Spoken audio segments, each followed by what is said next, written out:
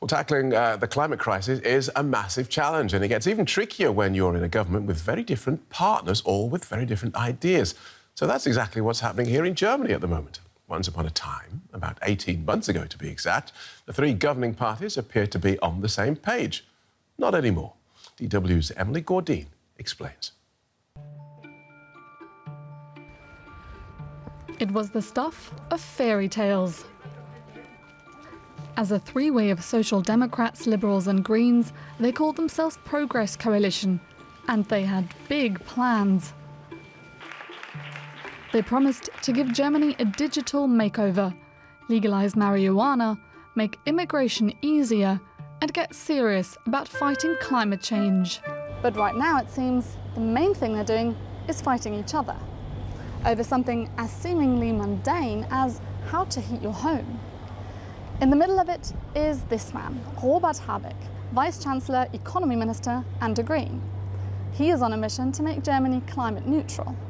And a major step is how to keep homes warm in winter.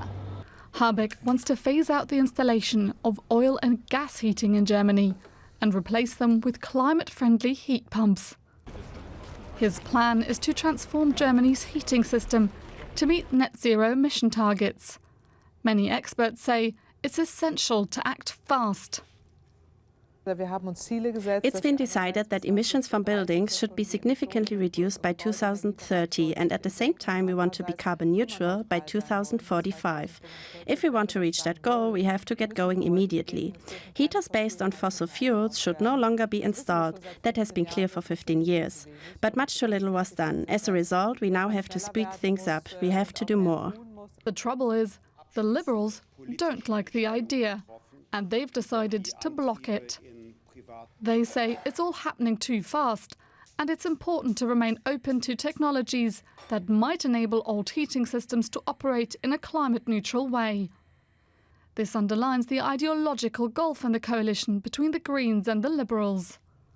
The Green Party is kind of the climate change party in Germany, whereas the Liberal Party tries to profile itself as a party which is open for economic growth and technology and innovation. It means that on climate, the two parties seem predestined to fight. The Greens wanting more regulation and the Liberals wanting less. There is a rather strict position on the Green side saying, well, we don't have any time. We have to transform our heating system very soon, and we have to be very strict in that and to go to renewable energy supply. But now it's getting personal. The Greens are claiming a breach of trust, and the Liberals accusing the Greens of forcing climate policies no matter what. So it might come down to this man. Chancellor Olaf Scholz has kept out of this fight so far, but he might have to jump in if he's not to break his pledge to get Germany moving faster.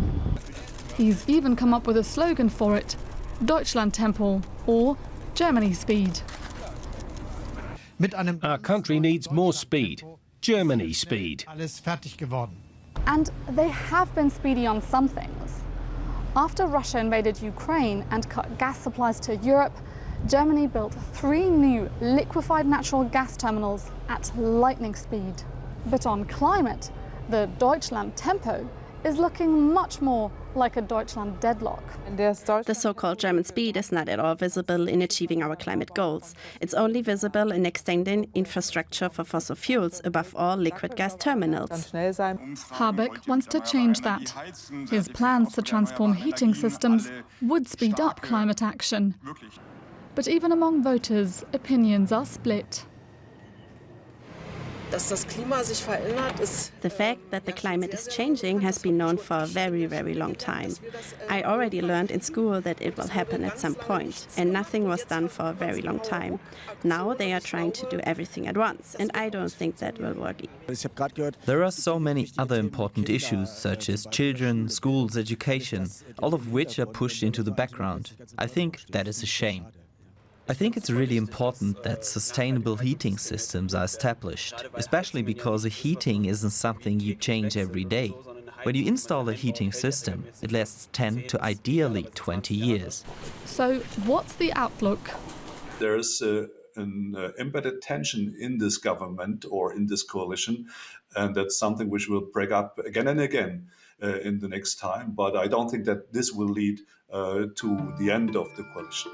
It's a far cry from the fairy tale start to this coalition, and a happy ending looks very far away.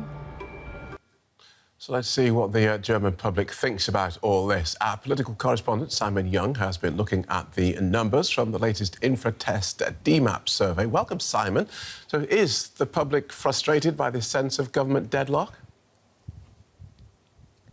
I think they very much are, Phil. If we look at the poll, a whopping 83% of those asked say the government does not get to grips with big questions like climate adaptations quickly enough.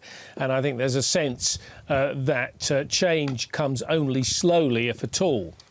And if you think about it, that's, I think, embedded really in the concept of this current coalition government, because you've got one party there, the Free Democrats, that want to emphasise freedom, individual freedom and freedom for businesses and so on. And two parties, the Social Democrats and Greens, who I think put a bit more faith in the power of the state to nudge people, or in some cases push people in a certain direction. And what's also relevant is another number in this survey, 84% of people say they want more leadership from Olaf Scholz. They think the Chancellor ought to be exercising his authority more obviously, particularly when it comes to dealing with the arguments between the other parties in this three-way coalition. We heard in the report about the battle over plans to make heating systems more climate friendly. Is that something the public worries about? Yeah, I think this is an issue that's really got the public's attention at the moment. So 2/3 of Germans say that the potential cost of installing climate-friendly heating systems, such as heat pumps and so on, could put too great a strain on their resources. And people are very uncertain about their personal finances right now. That's something else that the survey shows. And they also feel that the government's not giving them all the information they need. So this change in heating is something that the Green Climate and Economy Minister, Robert Habeck, has been pushing forward. He wants a bill through Parliament before the summer recess. But as we've heard, the Free Democrats are saying, well, hold on a minute, we've got some questions. Isn't this all going to be too bureaucratic? The Social Democrats are worried that these big changes could leave poorer people behind. So you've got, squabbling parties in the coalition. And meanwhile, some people are rushing out to install the old oil and gas heating systems in their homes before any deadline might prevent them from doing it. So not a good situation overall. So where does all this leave the government's approval rating? Well, the three parties in the governing coalition are all doing pretty badly. They're down fully 79% of those asked say they're not satisfied. They're somewhat dissatisfied or totally dissatisfied with the performance of Olaf Scholz and his team. Only a fifth saying they're doing OK. And I think that is a response to these internal battles. Some say the main problem is the Free Democrat Finance Minister Christian Lindner, who's been sort of holding the purse strings tight and blocking what the rest of the government wants to do on the climate and energy, but also on defence, on childcare and so on. Others say, the government must stick to what it originally said, be ambitious, think long term, and be a new type of government. And briefly, Simon, does this mean that the government's in danger? Are people turning to opposition parties?